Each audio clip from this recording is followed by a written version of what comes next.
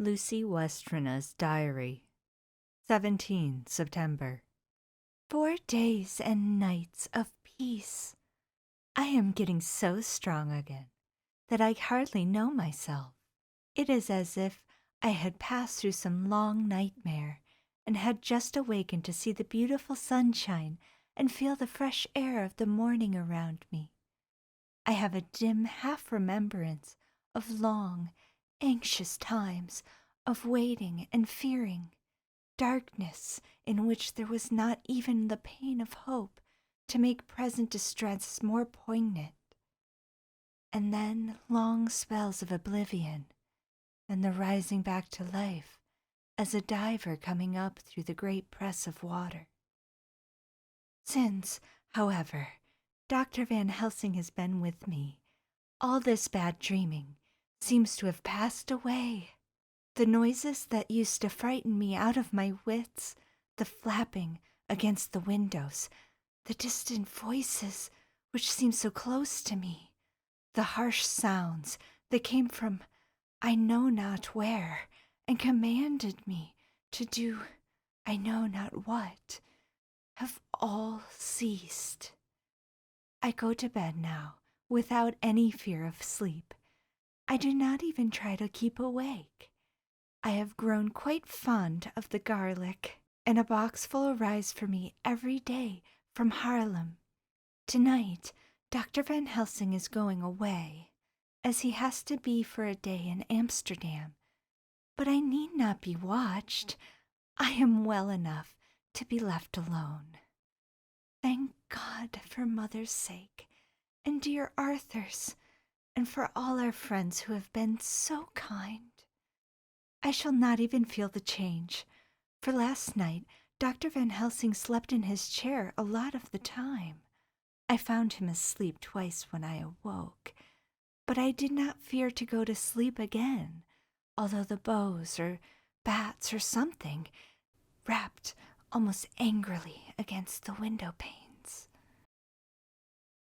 Dr. Seward's Diary, 17 September. I was engaged after dinner in my study posting up my books, which, through press of other work and many visits to Lucy, had fallen sadly into arrear. Suddenly the door was burst open, and in rushed my patient, with his face distorted with passion. I was thunderstruck, for such a thing as a patient getting of his own accord into the superintendent's study is almost unknown. Without an instant's pause, he made straight at me.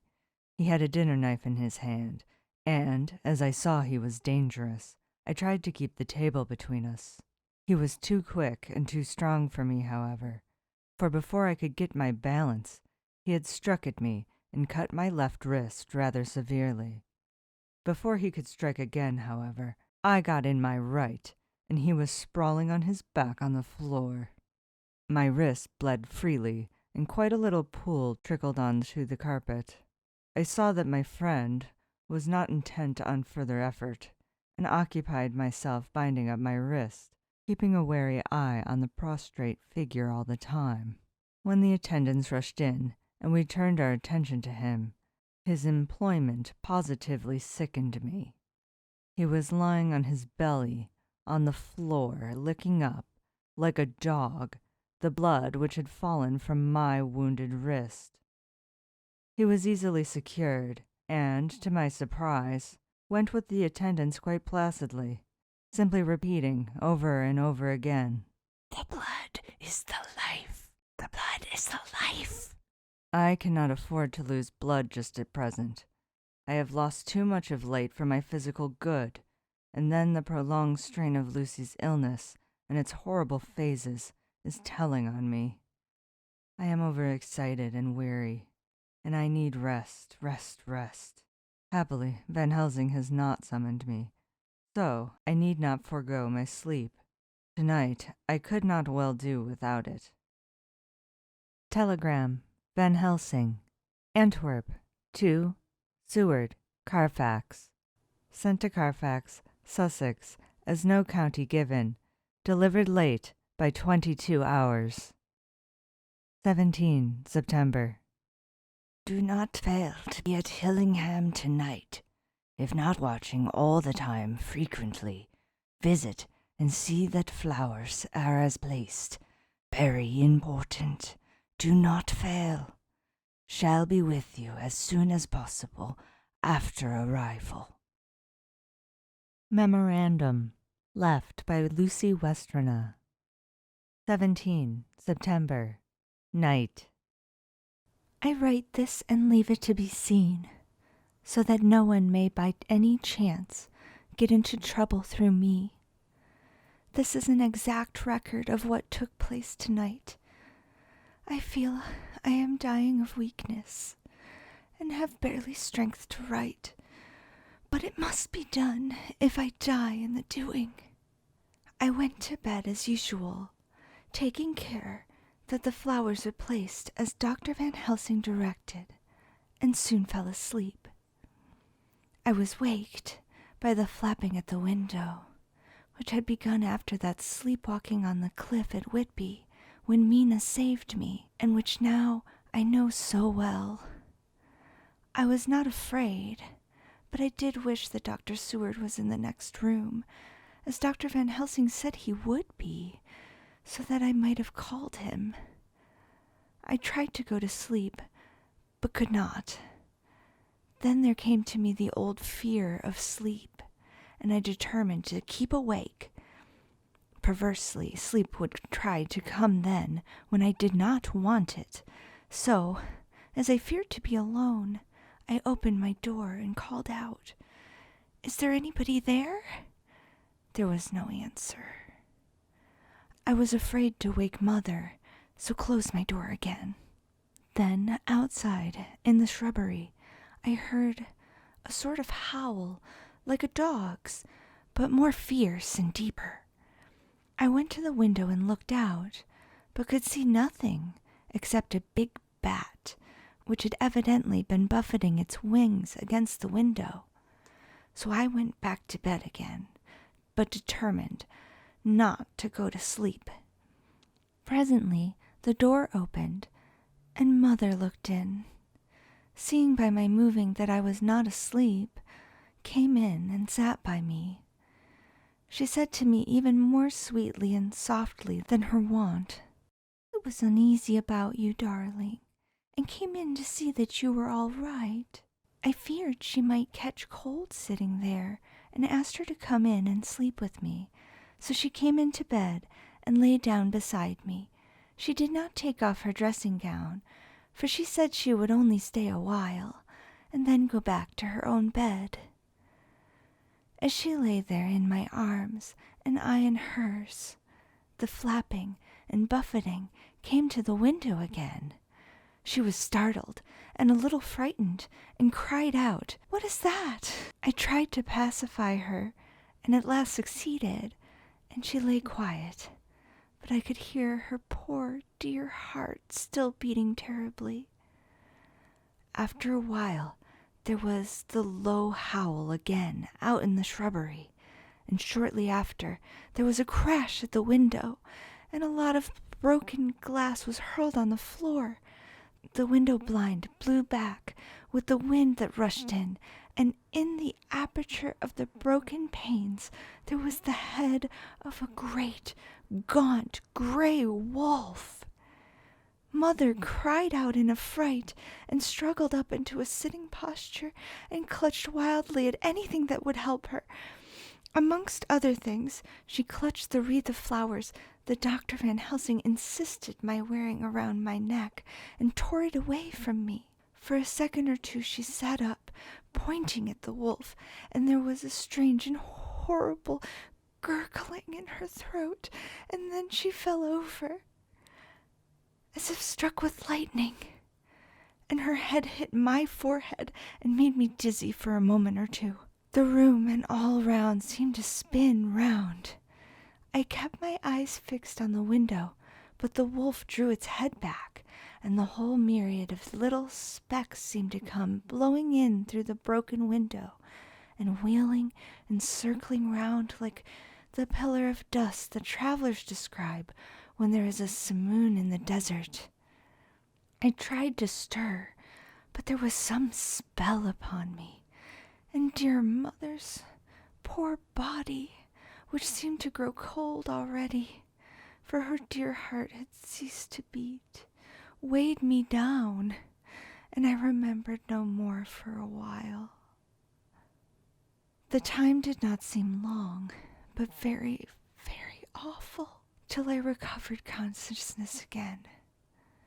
Somewhere near, a passing bell was tolling.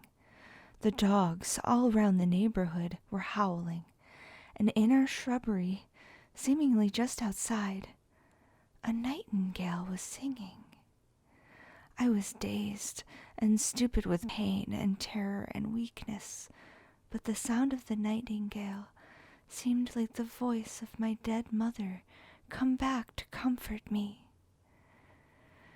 The sound seemed to have awakened the maids, too, for I could hear their bare feet pattering outside my door. I called to them, and they came in, and when they saw what had happened and what it was that lay over me on the bed, they screamed out. The wind rushed in through the broken window, and the door slammed to. They lifted off the body of my dear mother and laid her, covered up with a sheet, on the bed after I had got up. They were all so frightened and nervous that I directed them to go to the dining room and have each a glass of wine. The door flew open for an instant and closed again. The maids shrieked and then went in a body to the dining room, and I laid what flowers I had on my dear mother's breast. When they were there, I remembered what Dr. Van Helsing had told me, but I didn't like to remove them, and besides, I would have some of the servants to sit up with me now. I was surprised that the maids did not come back. I called them, but got no answer, so I went to the dining room to look for them. My heart sank when I saw what had happened. They all four lay helpless on the floor, breathing heavily. The decanter of sherry was on the table, half full, but there was a queer, acrid smell about. I was suspicious, and I examined the decanter. It smelt of laudanum. And looking on the sideboard, I found that the bottle which Mother's doctor uses for her, did use, was empty. What am I to do? What am I to do? I am back in the room with my mother.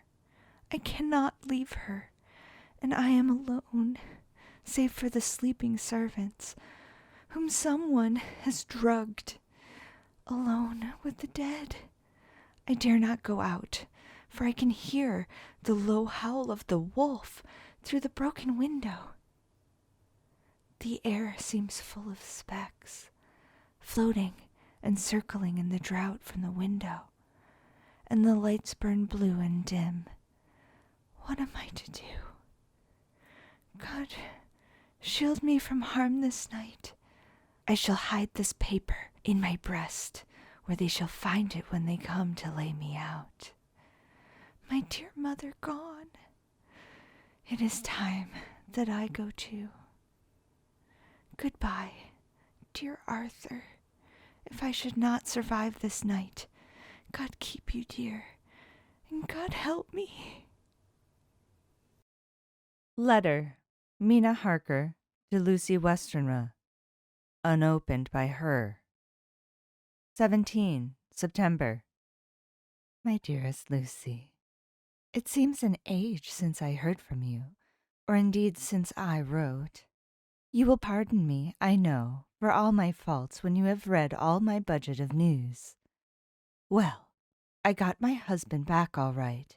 When we arrived at Exeter, there was a carriage waiting for us, and in it, though he had an attack of gout, Mr. Hawkins. He took us to his house, where there were rooms for us all nice and comfortable, and we dined together. After dinner, Mr. Hawkins said, My dears, I want to drink to your health and prosperity, and may every blessing attend you both. I know you both from children and have, with love and pride, seen you grow up. Now I want you to make your home here with me. I have left to me neither chick nor child. All are gone, and in my will I have left you everything. I cried, Lucy dear, as Jonathan and the old man clasped hands. Our evening was a very, very happy one.